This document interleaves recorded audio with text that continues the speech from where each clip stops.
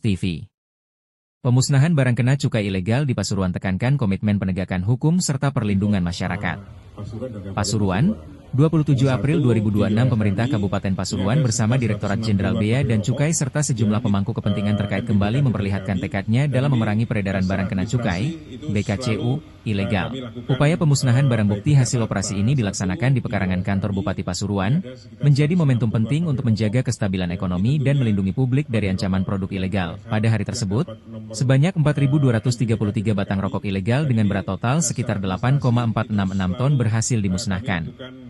Selain itu, ditemukan 15.000 gram tembakau iris, TIS, atau setara 0,015 ton, serta 1.982,80 liter minuman mengandung etil alkohol, MMEA, yang setara 1,487 ton, yang juga dihancurkan. Barang-barang ini merupakan hasil operasi di berbagai kecamatan Pasuruan, meliputi patroli pasar, pengawasan distribusi, hingga penertiban di lokasi-lokasi yang dicurigai sebagai pusat produksi atau peredaran BKCU ilegal. Selama penindakan, teridentifikasi modus pelanggaran seperti penggunaan pita cukai bekas atau palsu serta peredaran rokok tanpa pita cukai, rokok polos. Praktik tersebut menunjukkan upaya menipu aparat dan meningkatkan peluang masuknya barang ilegal ke pasar. Bupati Pasuruan, Rusdi Sutejo, menekankan bahwa peredaran BKCU ilegal merupakan permasalahan serius yang tidak hanya merugikan negara dari sisi penerimaan cukai, tetapi juga mengancam iklim usaha yang sehat serta keselamatan masyarakat. Ia mengingatkan bahwa barang ilegal dapat merusak persaingan bisnis yang adil dan membahayakan kesehatan publik karena tidak memenuhi standar keamanan.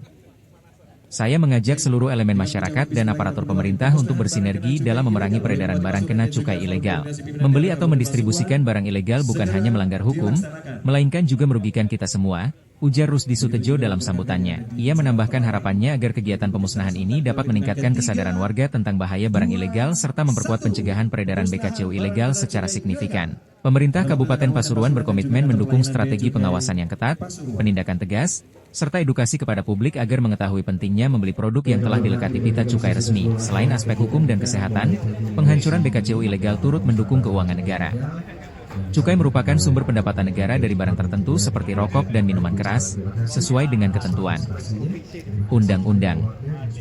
Dana hasil cukai selanjutnya dialokasikan untuk pembangunan daerah melalui dana bagi hasil cukai hasil tembakau, DBHCHT. Data terkini menunjukkan sekitar 3% dari penerimaan cukai tembakau dibagikan kepada provinsi serta kabupaten kota produsen cukai.